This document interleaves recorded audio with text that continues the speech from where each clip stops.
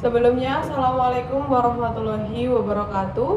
Perkenalkan, kami dari kelompok 4. Di sini kami akan mempresentasikan dengan tema perkembangan teknologi informasi dalam bisnis. Yang pertama, di sini kami akan membahas tentang apa itu teknologi informasi dan mengapa teknologi informasi itu sangat dibutuhkan. Yang pertama, ada latar belakang saat ini teknologi informasi mengalami perkembangan yang sangat pesat, di mana perkembangannya tidak bisa dihindari. Perkembangan teknologi informasi ini tidak hanya dapat membantu cara hidup kita menjadi lebih modern dalam kehidupan sehari-hari. Dunia bisnis pun ikut terbantu dengan perkembangan teknologi saat ini. Berbagai hal yang dulu dapat memakan biaya yang besar dan waktu yang lama, kini hanya dengan teknologi informasi dapat diselesaikan dalam waktu yang singkat, bahkan hitungan detik.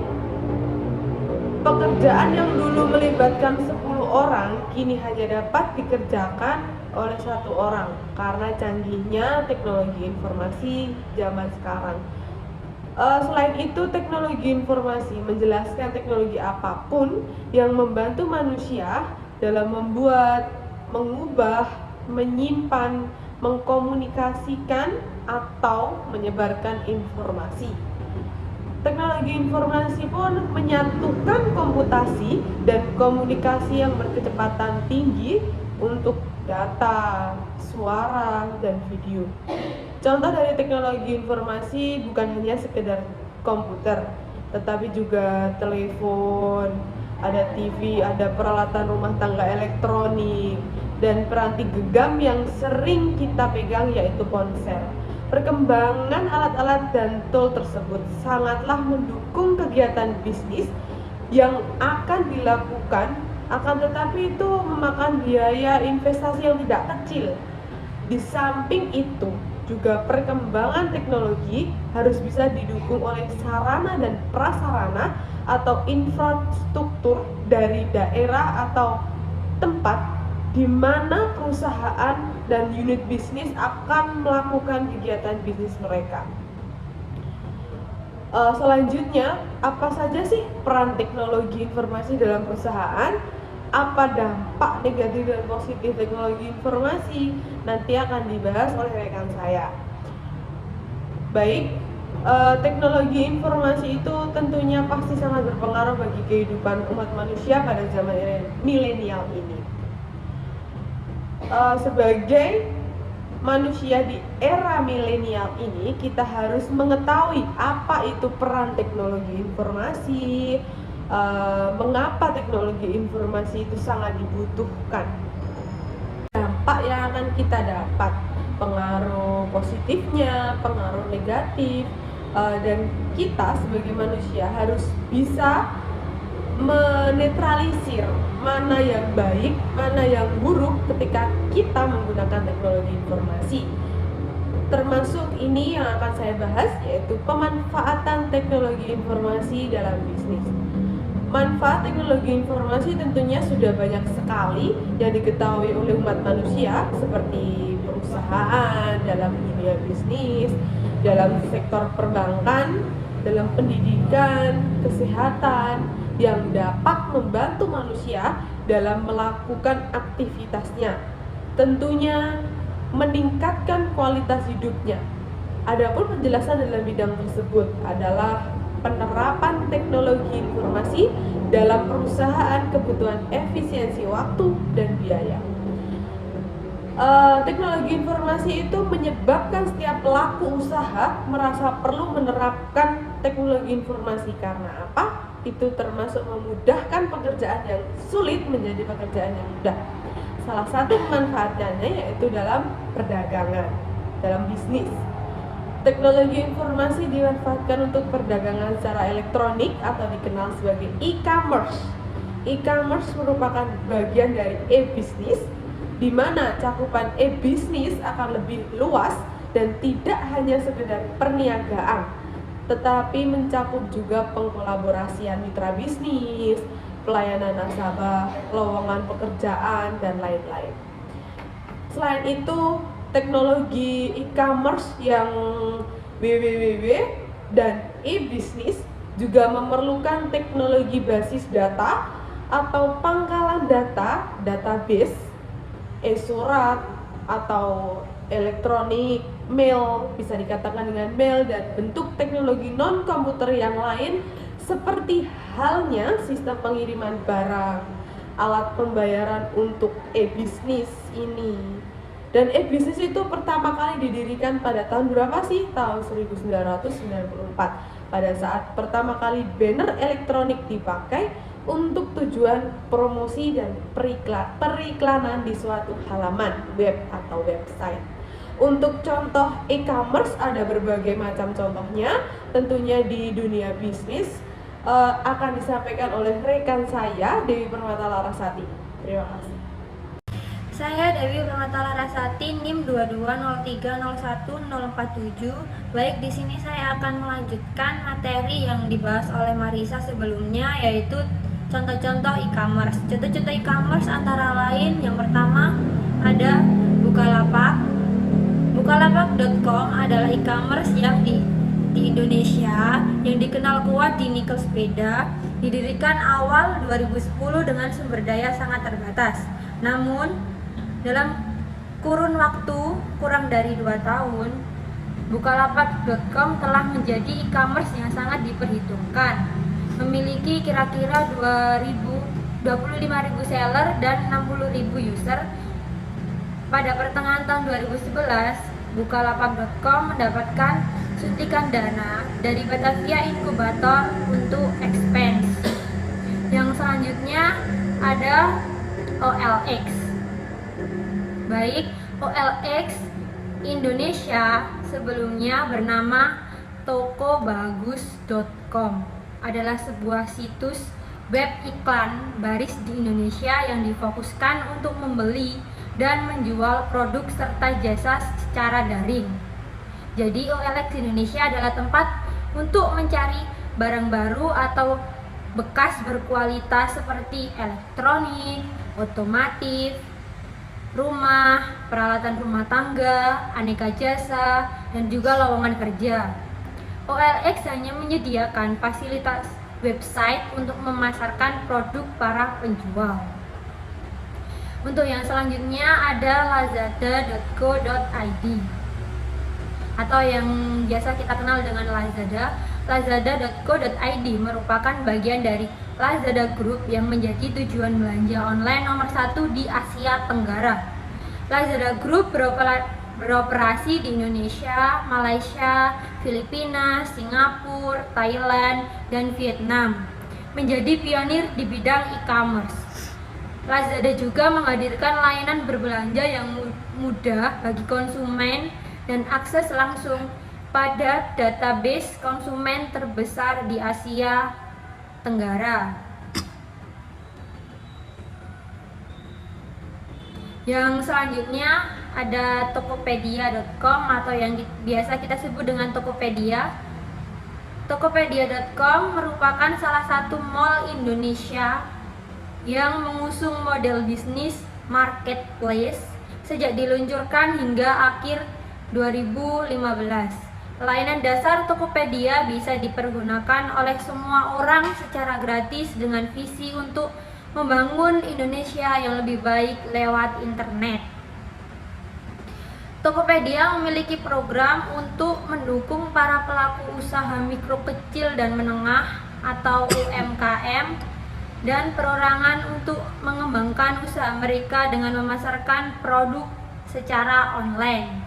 Sistem kerja Tokopedia juga mirip dengan olx.co.id, namun lebih terpercaya karena antara penjual dan pembeli tidak langsung bertransaksi langsung. Namun, melalui pihak Tokopedia, pihak pembeli mengirim uang ke rekening Tokopedia.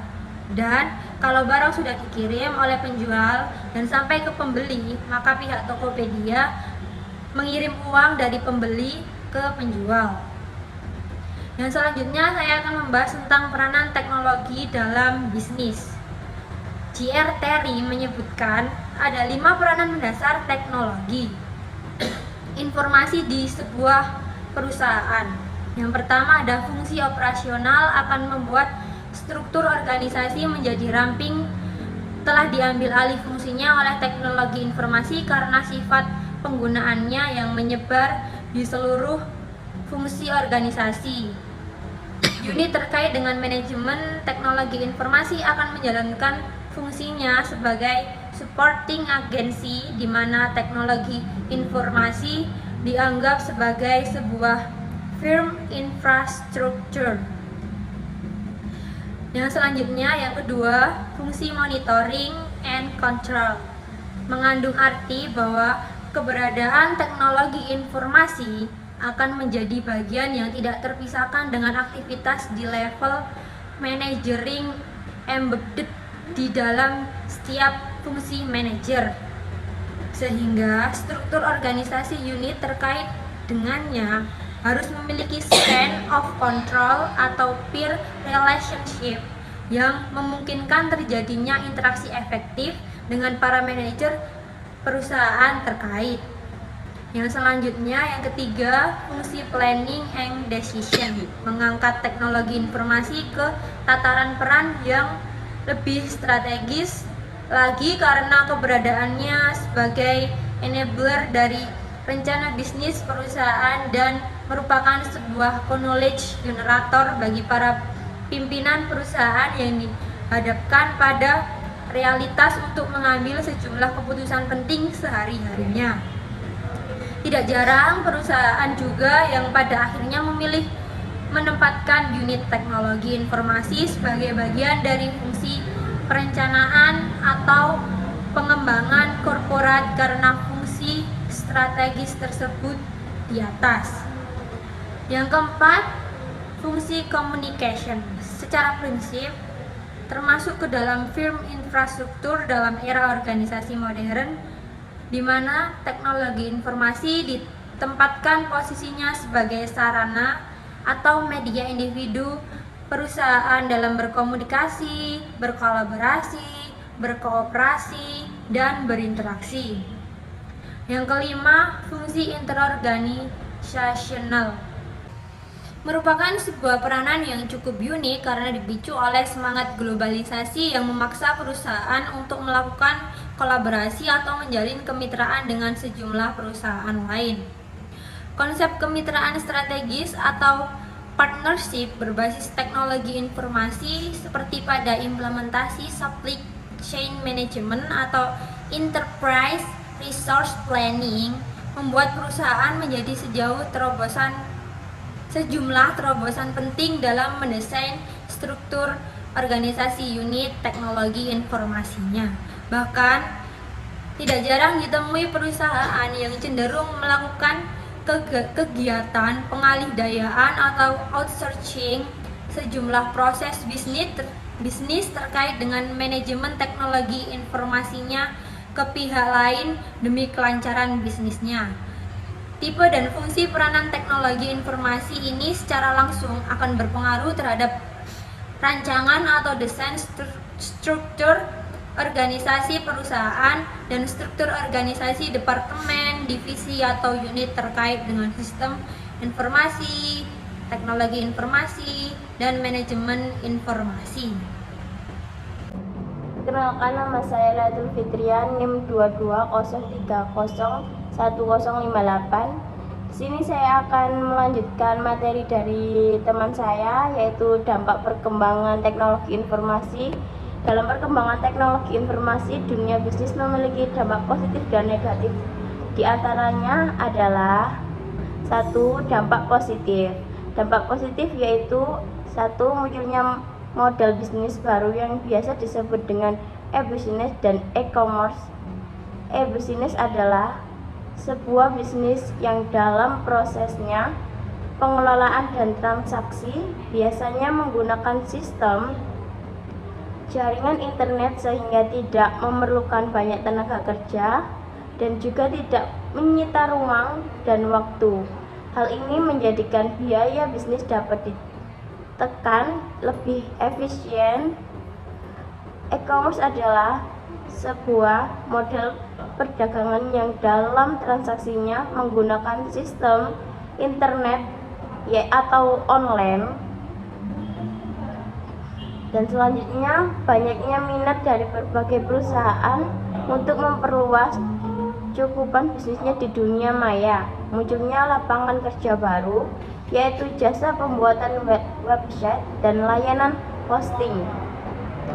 Selanjutnya, adanya kemudahan dalam memulai sebuah bisnis wirausaha dengan munculnya forum-forum jual beli dan media pertemanan karena promosi menjadi lebih murah dan jaringan marketing lebih luas bahkan sampai luar negeri. Dampak negatif, dengan mudah melakukan transaksi di internet akan memfasilitasi juga menyebabkan transaksi yang dilarang sebagai selundupan transaksi atau transaksi ilegal. Dan selanjutnya, dengan mencanggihkan teknologi informasi dan komunikasi menyebabkan banyak kasus penipuan dalam perdagangan online. Selanjutnya, hacking, usaha memasuki secara ilegal sebuah jaringan dengan maksud mencuri, mengubah atau menghancurkan file yang disimpan pada jaringan tersebut. Nah, dalam dunia bisnis online hal ini menimbulkan kerugian yang besar. Dan selanjutnya, kesimpulan. Untuk kesimpulan sendiri, adapun pengaruh dan peranan teknologi informasi secara tidak langsung setelah membuat bisnis berkembang. Karena dengan teknologi informasi, sebuah perusahaan dapat meningkatkan kebutuhan efisiensi waktu dan biaya. Teknologi yang semakin maju juga mempunyai perusahaan dapat meningkatkan kebutuhan efisiensi waktu dan biaya. Teknologi yang semakin maju juga mempunyai dampak negatif dan positif dalam bisnis, yaitu lebih mempermudah dan meningkatkan hasil produksi juga mendapatkan tapi di sisi lain, banyak pekerjaan yang awalnya dikerjakan oleh manusia biasa digantikan oleh teknologi seperti yang dijelaskan sebelumnya, menimbulkan ancaman bagi para seluruh tenaga kerja yang bukan ahli dalam konteks ini karena posisi mereka terancam dengan perkembangan atau kemajuan teknologi. Nah, sekian presentasi dari kelompok kami. Wassalamualaikum warahmatullahi wabarakatuh. Baik, di sini saya akan menyampaikan kesimpulan tentang teknologi informasi. Mengapa teknologi informasi sangat dibutuhkan di era zaman sekarang? Teknologi informasi sendiri adalah teknologi yang dapat membantu memecahkan masalah dan membantu manusia dalam mengerjakan sesuatu agar lebih mudah dan agar lebih cepat. Dan itu termasuk bisa membantu manusia dalam segala hal, untuk membuat data, untuk melakukan jual online seperti itu. Jadi zaman sekarang teknologi informasi tidak dapat dipecahkan dari kehidupan manusia karena zaman sekarang belanja saja pakai online, membeli makanan juga pakai online. Karena apa? Karena teknologi informasi sudah dapat dijangkau oleh berbagai orang. Dan mengapa sih teknologi informasi tidak dapat dijauhkan dari manusia?